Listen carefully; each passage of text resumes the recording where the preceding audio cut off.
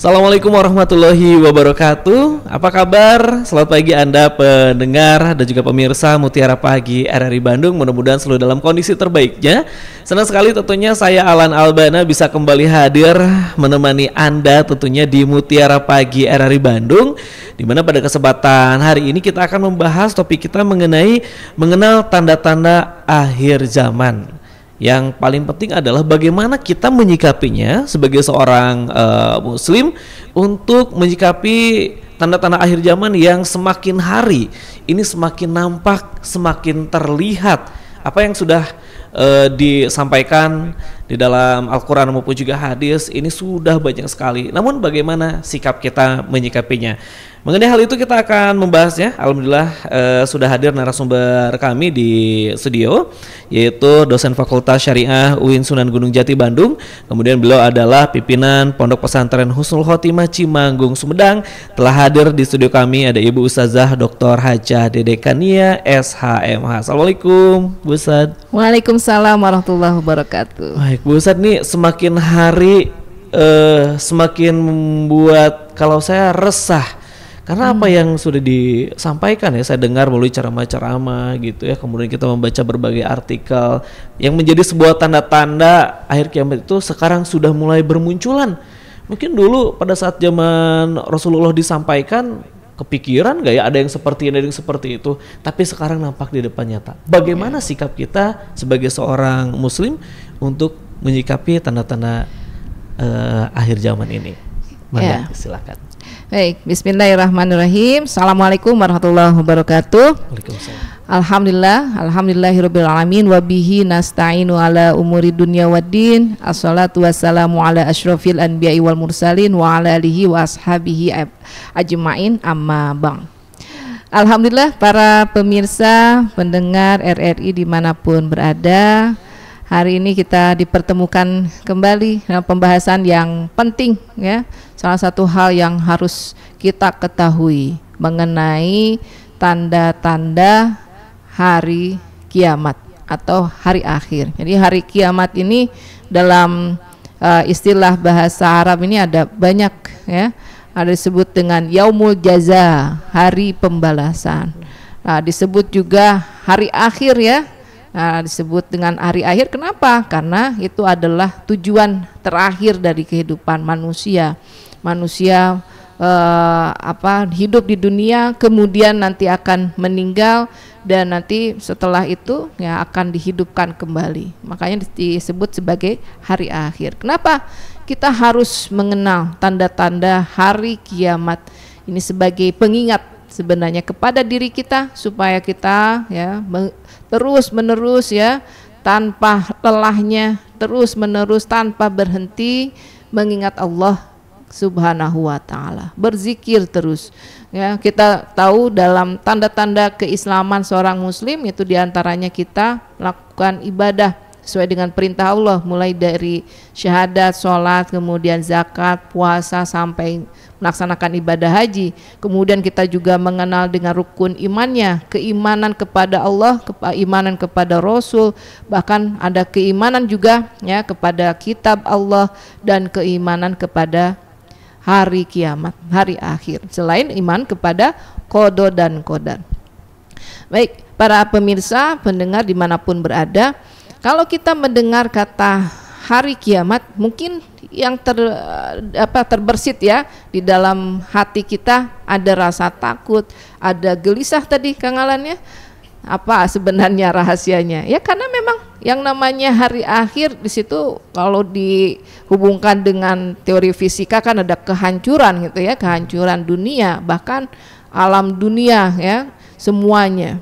Bukan hanya bumi tapi seluruh planet gitu ya yang ada di dunia ini.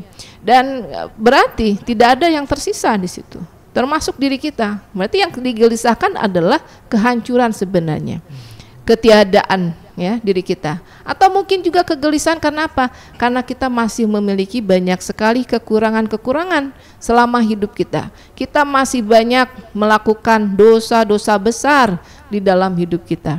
Atau ada dosa-dosa kecil yang tidak terasa yang kita lakukan sepanjang kehidupan kita. Ini yang menjadi salah satu ya hal yang menyebabkan kita gelisah menghadapi hari akhir itu. Sebenarnya kalau kita bahas tentang hari kiamat, hari akhir, ini bukan hanya tentang kiamat kubronya yang sudah ditetapkan oleh Allah, tapi juga ada kiamat sugro, ya, ada kiamat yang kecil.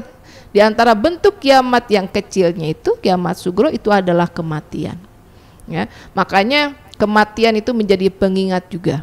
Jangan sampai kita melakukan terus ya bermaksiat sepanjang hidup kita. Kita terus melakukan perbuatan-perbuatan yang tercela atau bahkan perbuatan yang munkar yang dilarang oleh Allah dalam kehidupan ini. Jauhi semuanya supaya tenang hati kita. Semakin kita banyak melakukan perbuatan dosa, semakin tidak tenang. Tapi semakin kita membersihkan diri kita, mendekatkan diri kita kepada Allah, semakin tenang. Dan yang dipanggil nanti ya masuk surga itu orang-orang yang tenang saja kan ya. Ya ayatuhan nafsul mutmainnah. Yang dipanggil itu orang-orang yang tenang. Makanya kita ya ketika mendengar pembahasan tentang hari akhir, kita ingatkan diri kita. Jangan sekali-kali melakukan perbuatan yang munkar. Jangan sekali-sekali kita menzolimi orang lain. Ya, yang kecil-kecilnya, ya menzolimi orang lain yang kecil-kecilnya, tidak membayar hutang, gitu ya. Itu yang kecilnya. Berdusta, berbohong, ngakunya sudah makan padahal belum makan, gitu ya. Ngakunya belum makan padahal tadi sudah makan berapa piring, gitu. Nah, itu juga perbuatan dusta ya. Berbohong juga nggak kerasa. Jadi dusta itu bukan hanya dusta yang besar kayak kizib gitu ya, tapi yang kecil-kecil pun ya harus kita jauhi. Ya, supaya apa? Supaya tenang ini ya. Siapa yang tidak ingin tenang hatinya? Kalau sudah tenang hatinya, apapun yang terjadi di dalam kehidupan kita, kita terima dengan ikhlas, dengan penuh kesadaran. Kita kita melihat itu sebagai sebuah bentuk kesayangan gitu ya, tanda sayangnya Allah kepada kita. Apapun ya. Jadi kalau lebih kita syukuri, kalau ada ujian kita bersabar di dalam kehidupan ini. Tanpa ada ya pertanyaan-pertanyaan yang muncul. Kalau Allah sudah menentukan jalannya demikian, ya kita ikuti saja. Ya, ini berkaitan dengan berkaitan dengan tanda-tanda ya, yang kecilnya tadi ya, kiamat yang kecil yaitu kematian. Ini kalau sudah mengingat kematian, insya Allah yang besarnya pun itu akan dimudahkan. Kita ingat kematian berarti kita harus banyak bekalnya ya. Kita ingat kematian berarti kita harus perbanyak amal ibadahnya. Selama kita hidup di dunia, lakukan semua perintahnya. Sholatnya jangan bolong-bolong atuh ya, sholatnya 5 waktu, ya minimalnya yang 5 waktu lakukan sebaik mungkin, lakukan seoptimal mungkin gitu ya, ya sesuai rukunnya ya, syarat-syaratnya dipenuhi. Kemudian apalagi ya, kita juga hafalan Qur'annya ini untuk bacaan ya, untuk bacaan sholatnya coba ditambah, jangan falak binas terus itu ya, tambah lagi yang agak panjangnya gitu ya, dari al-alaq ke atasnya kita hafalkan supaya sholatnya semakin khusyuk. Bacaan sholatnya juga yang belum hafal ini ya, belum tahu artinya, coba dipahami, belajar lagi apa saja sih ini teh, Allahu Akbar itu apa sih, takbiratul ihram itu apa sih gitu ya, kenapa harus baca Al-Fatihah, kenapa harus baca surat-surat gitu ya dalam Al-Quran, kenapa ada ruku, ada sujud, ya coba kita pahami supaya sholatnya semakin baik. Ya, ini berkaitan dengan bekal nih Kang Alan ya, bekal kematian, karena kematian termasuk tanda kiamat yang kecil. Mungkin itu dulu sebelum nanti kita masuk ke tanda kiamat yang besarnya. Baik.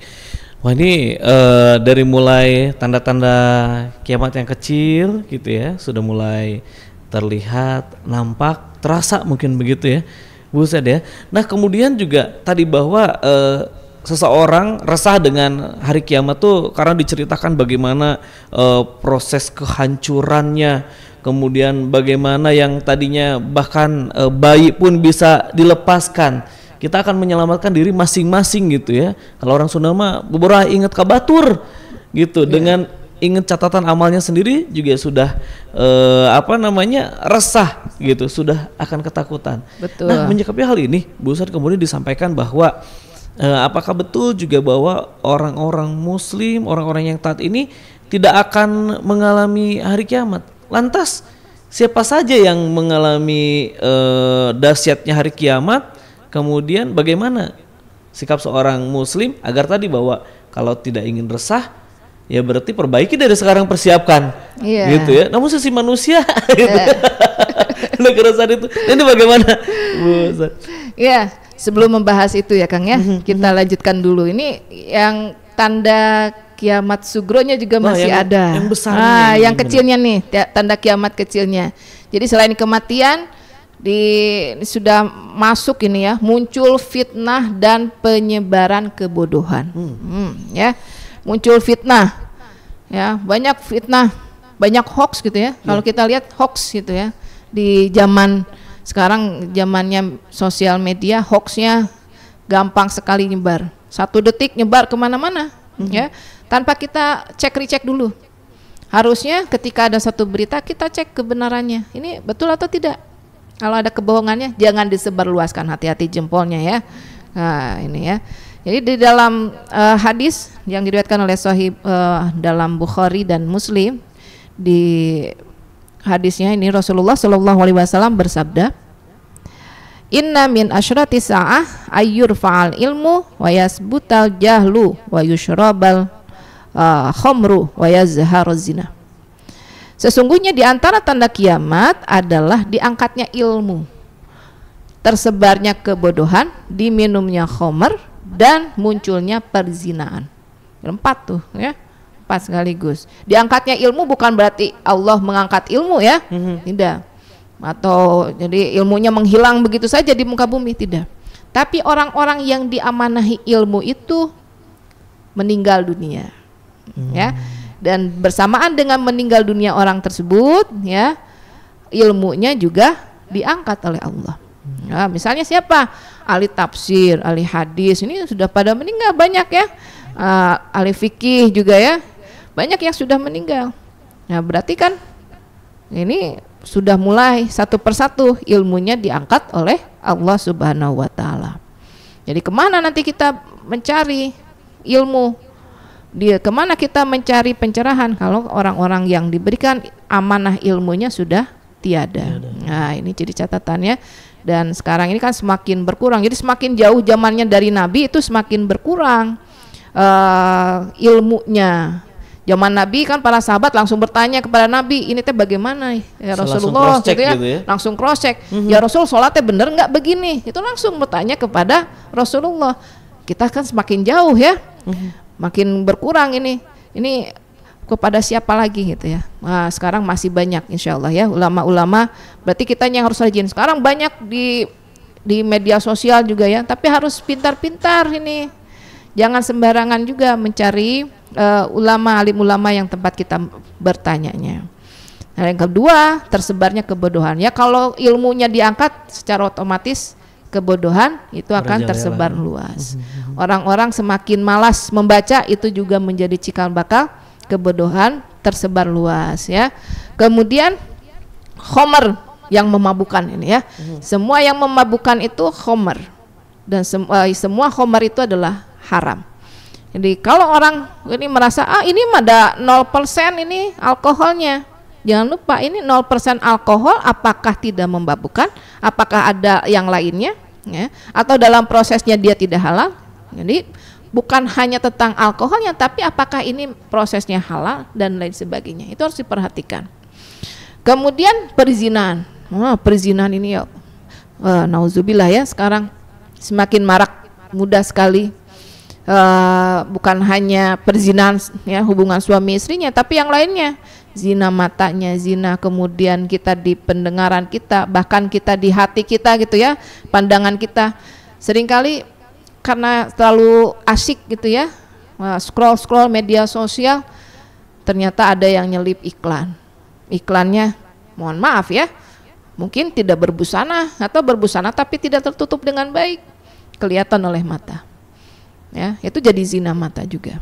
Atau dalam bacaannya ternyata ada terselip iklannya, ternyata kok novelnya begini gitu ya, atau bukunya kok begini, itu juga sama, itu juga termasuk maksiat juga.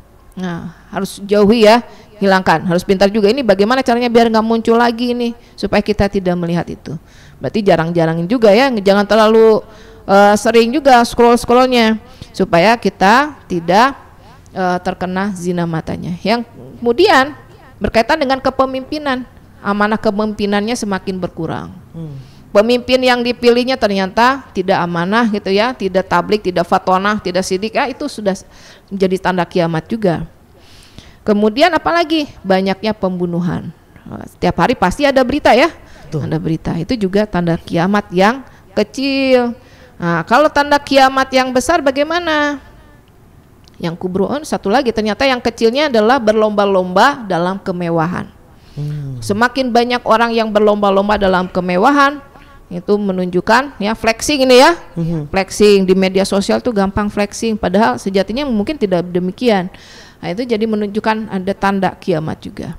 Nah, seharusnya kita perbanyak itu mempertontonkan apa, kebaikan-kebaikan, supaya orang lain juga tertarik untuk sama-sama melakukan kebaikan, bukan untuk ria ya, tapi untuk mengajak orang lain misalnya. Dia tergantung niatnya ya. Kemudian kalau kita masuk ini tanda hari kiamat tadi yang besarnya, yang besarnya bagaimana? Ini ada 10 kalau kita lihat hadisnya ya, tanda kiamat yang besar itu. Yang pertama ada kabut, yang kedua dajjal, ini yang sering diobrolkan ya, dajjal gitu ya. Kemudian ada binatang melata keluar dari bumi, sebut dengan dabbah. Ada matahari yang terbit, kalau seharusnya kan dari timur ya, ini matahari terbit dari barat. Turunnya Nabi Isa alaihissalam. Kemudian keluarnya Ya'juj dan Ma'juj. Sekarang Ya'juj dan Ma'juj ya, ini kan masih tertutup. Entah di mana ya, wallahu a'lam. Kemudian ada 3 gerhana. Gerhana di timur, gerhana di barat, dan gerhana di Jazirah Arab. Dan terakhir ada api yang muncul dari Yaman dan menggiring manusia ke tempat berkumpul mereka. Ini 10 tanda hari kiamat yang disebutkan dalam kitab Sahih Muslim ini ya. Nah, kemunculan Dajjal ini yang sering disebutkan. Dajjal itu kita bahkan secara fisik pun gitu ya, kita sering bahasnya dengan matanya yang hanya satu, kemudian bagaimana fisiknya yang besar. Dan bahkan ada juga yang meriwayatkan hadis berkaitan dengan tempat tinggalnya Dajjal. Ya, ada satu pulau kononnya katanya. Tapi sampai saat ini kan belum. Kalau Dajjal yang disebut Masih Dajjal ini belum keluar. Tapi kalau tanda-tanda kerusakan dari Dajjalnya ini sudah semakin merajalela. Tadi yang kecil-kecil tadi ya, pembunuhan sudah semakin banyak, pornografi ya, perbuatan zina itu semakin merajalela, bahkan juga minuman-minuman keras, anak-anak muda yang Islam KTP-nya tapi minuman keras itu ya, itu juga semakin banyak. Ini keresahan kita semua, semakin banyak yang menggiring kepada hari kiamat, seakan-akan ya nggak apa-apa hari kiamat, padahal kalau kita ketahui dahsyatnya hari kiamat, tidak akan ada orang yang mampu dan mau ya kalau dia mengaku Islam, nggak mau dia ketemu dengan hari kiamat, nggak mau dia nanti ketemu dengan Dajjal, karena Dajjal itu di hari akhir itu dia akan keliling, bahkan sampai terkelilingi alam dunia ini dengan seluruh pengikutnya, dan dia mengajak orang-orang untuk menjadi pengikutnya. Dajjal itu bisa mengubah api menjadi es menjadi api, memperlihatkan seakan-akan itu sebuah kebaikan, padahal semua itu adalah tipu muslihat saja supaya manusia mau menjadi pengikut dia. Kalau sudah jadi pengikut Dajjal, nauzubillah, nggak akan bisa kembali lagi karena terperangkap di situ. Makanya orang Islam itu ya, betul, kalau orang Islam tidak akan ketemu dengan hari kiamat. Kenapa? Karena Allah mendahulukan kematian mereka. Ya, jadi sebelum ditiupkan trompet oleh Israfil, itu sudah dicabut nyawanya oleh Israel orang-orang Islam itu. Ini setidaknya harus ada keimanan ini dalam diri kita ya, bukan hanya mengaku Islam. Kalau mengaku-ngaku saja mungkin cukup dengan tadi identitas, tapi kalau kita mengakui keislaman kita dan keimanan kita kepada Allah, kita akan dipermudah. Menghadap Allah pun kita tidak akan takut ya. Oh takut mati besok, nggak akan begitu kalau orang Islam. Karena kematian itu awal menuju perjumpaan dengan Sang Khalik. Bagi umat Islam yang sudah punya bekal yang banyak. Kang Alan kalau mau pergian keluar kota pasti bekalnya disiapkan dari sekarang ya, bajunya, makanannya, uangnya buat ongkos semua disiapkan. Ini seperti halnya demikian orang yang menuju kematian, apalagi kita mau menuju ke hari akhir, nanti semua perbuatan kita akan ditimbang ini ya di hari akhir itu. Kita tentu akan mempersiapkan sebaik mungkin. Ini supaya kita bisa bertemu dengan Allah, melihat wajah Allah, kemudian bersama-sama dengan Rasulullah di surga. Harus bagaimana? Ya, berarti ya perbaiki sholatnya. Belum bisa sholatnya, belajar dari sekarang sholatnya. Sudah tua masa nggak bisa sholat? Jangan malu, belajar aja. Dulu ada orang yang sudah senior, sekarang sudah meninggal dunia, almarhum, datang ya ke rumah, minta diajarin ngaji. Malah usianya sudah 70 lebih, 70 tahun lebih kan. Minta diajarin ngaji dan itu hidayah Allah berarti kan. 70 tahun belajar ngaji dan alhamdulillah sebulan kurang sudah bisa ngaji dan dia merasakan kenikmatan luar biasa ketika dia bisa ngaji. Itu insya Allah husnul khotimah orang demikian ya. Nah, jadi jangan kemudian kita mencari-cari ya, menantang-nantang gitu ya, mencari-cari menantang bahwa apa-apa gitu ya, kita nikmati hari ini. Kalau umat Islam tidak demikian konteksnya. Umat Islam itu kita mengumpulkan bekal sebanyak-banyaknya untuk hari akhir nanti, untuk kematian, bekal kematian dan bekal untuk ketemu Allah nanti. Itu umat Islam baru ya. Mangga Kang. Baik, dan tentunya juga sekali lagi terima kasih juga untuk Anda pendengar dan juga pemirsa Mutiara Pagi RRI Bandung yang disiarkan juga melalui channel YouTube kami di RRI Bandung Live. Jadi Anda juga bisa menyimak juga. Jadi silakan Anda bawa handphonenya atau cek di laptopnya gitu ya, tinggal diketik RRI Bandung Live, Anda bisa menyaksikan langsung. Dan juga bagi Anda yang mendengarkan disiarkan juga melalui siaran langsung di Ciamis, kemudian juga Tasikmalaya, Garut, Sumedang, Subang dan juga Cianjur, khususnya juga wilayah Bandung Raya. Baik, terakhir mungkin Bu Ustadz melihat korelasinya antara tanda-tanda hari kiamat kemudian juga dengan perlu terus bertambah introspeksi kita. Yang jadi pertanyaan adalah bagaimana kalau di masa muda atau dahulu banyak sekali dosa-dosa sehingga resah dan takut. Sejauh mana Allah juga memberikan pintu maaf gitu ya, pintu taubatnya untuk kita supaya tadi menjalani hari-hari. Aduh, takut bangun tidur, matahari di mana nih gitu. Selalu takut tidak ada kesempatan untuk bertaubat. Nah, bagaimana nih, Bu Ustaz? Iya, kalau umat Islam nggak akan takut, ya, selalu yakin. Yang tadi kan penuh keyakinan, akidahnya kuat. Kalau akidahnya kuat, dia yakin dengan pertolongan Allah. Dia yakin, ya, bahwa Allah akan mengampuni dosanya. Jadi yang lampau kita taubat aja. Tapi jangan diulangi, jangan tobat sambal ya. Tobat sambal tuh toel deui gitu ya. Nyicil, yang kemarin udah dimaafkan. Udah buat lagi. Tidak demikian ya.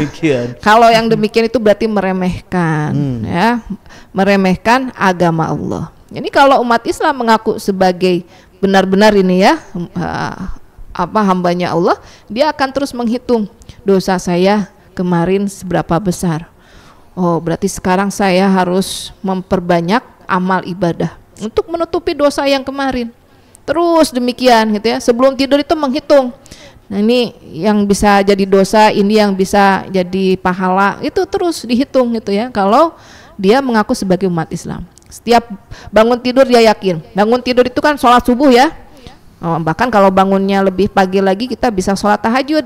Sholat tahajud itu keutamaannya besar sekali. Ya, kalau sudah sanggup ini ya, bahkan harus dipaksakan sholat tahajud ya, karena pintu rizki dan ilmu juga ini dibukakan ketika kita melaksanakan tahajud itu. Mudah sekali belajar ketika selesai sholat tahajud, belajar itu mudah sekali, Masya Allah ya. Bagaimana subuhnya? Subuh umat Islam itu bukan sekedar sholat 2 rakaat. Subuh umat Islam itu dia merencanakan hari ini saya mau kemana saja. hari ini saya mau apa saja, hari ini saya ibadahnya bagaimana. Ya, sholatnya harus 5 waktu, saya harus ngaji berapa juz, gitu ya. Kasih target aja, sehari ini saya mau ngaji dan mau hafalan berapa lembar. Ya. Kalau misalnya mau hafalan satu ayat nggak apa-apa, tapi terus menerus itu diamalkan. Sehari 1 ayat, 1 tahun sudah berapa ayat, Kang? 365 ayat gitu ya. Kalau tidak ada halangan itu. 365 ayat berarti sudah hafal itu satu Al-Baqarah, tuh surat Al-Baqarah hafal, sudah masuk ke surat Ali Imran. Ya, nggak kerasa itu, sehari 1 ayat aja. Jadi jangan kemudian ya sudahlah, saya mah udah nggak mampu menghafalkan Quran. Jadi menyerah aja, pasrah. Bukan pasrah itu mah ya. Itu mah tidak mau berusaha. Kalau umat Islam dia yakin, dia mempunyai waktu yang diluangkan gitu ya untuk ibadah, untuk juga membantu orang lain, untuk menjaga dirinya, menjaga keluarganya. Itu umat Islam gitu, ya. Jadi ketika dia mengingat kematian, dia sudah menghitung, berarti saya sholatnya ini, kematian saya berapa nih usia nih ya. Orang Indonesia rata-rata kan 60 sampai 70 tahun kalau sampai ke usia itu ya. Tapi sekarang kan banyak juga yang masih muda-muda ya. Kemarin saya dapat kabarnya murid saya yang meninggal dunia, Kang. Jadi ya, tidak tahu ya, kalau ilmu tentang azal itu tidak tahu. Makanya kita harus selalu bersiap, harus selalu ya kita menjaga diri, karena kita tidak tahu ajal itu kan berkaitan dengan waktu, batas waktu usia kita ini sampai kapan, kita nggak tahu. Inginnya umur kita panjang dan berkah, tapi kalau Allah berkehendak mungkin umur kita sampai hari ini, sampai besok, wallahu alam ya. Kita serahkan saja semua kepada Allah, kita punya akidah aja yang kuat ini ya, supaya terjaga diri kita. Kita jaga diri kita, yakin Allah itu maha hebat, maha pengampun. Semua dosa kita di masa lampau itu insya Allah akan diampuni oleh Allah. Kita yang fokus hari ini, besok kita harus lebih banyak melakukan perbuatan atau amal-amal ibadah yang baik ini ya, supaya menambah pahala kita di hari kiamat nanti ya. Dan kita ya serahkan semuanya ya, tanda-tanda hari kiamat ini semakin jelas. Tapi ya kita serahkan saja semuanya kepada Allah, kita lakukan saja perintah-perintah Allah ini ya, jangan sampai ada yang tertinggal, jangan sampai kita melakukan juga perbuatan yang keji dan munkar yang sudah ditetapkan oleh Allah Subhanahu wa taala. Jauhi semua itu. Mangga demikian, wallahu a'lam bishawab. Baik, terima kasih tentunya Bu Ustaz, apa yang sudah disampaikan mudah-mudahan bisa menambah referensi untuk Anda, khususnya juga untuk Alan yang langsung gitu ya, berbincang dengan Ibu Ustazah Dr. Hajah Dedekania SHMH. Dan tentunya juga terima kasih juga untuk Anda pendengar dan juga pemirsa Mutiara RRI Bandung. Mudah-mudahan apa yang disampaikan bisa menjadi persiapan kita bahwa azal dan juga kiamat kita tidak tahu kapan adanya, yang bisa kita lakukan adalah mempersiapkannya dari sekarang. Dan untuk Anda juga jangan lupa bisa juga di like, diberikan komentar juga boleh, kemudian juga di subscribe channel YouTube kami di RRI Bandung Live agar Anda bisa mendapatkan berbagai notifikasi, informasi dan juga topik-topik Mutiara Pagi setiap harinya. Untuk itu saya Alan Albana pamit dari ruang dengar Anda. Terima kasih. Wassalamualaikum warahmatullahi wabarakatuh.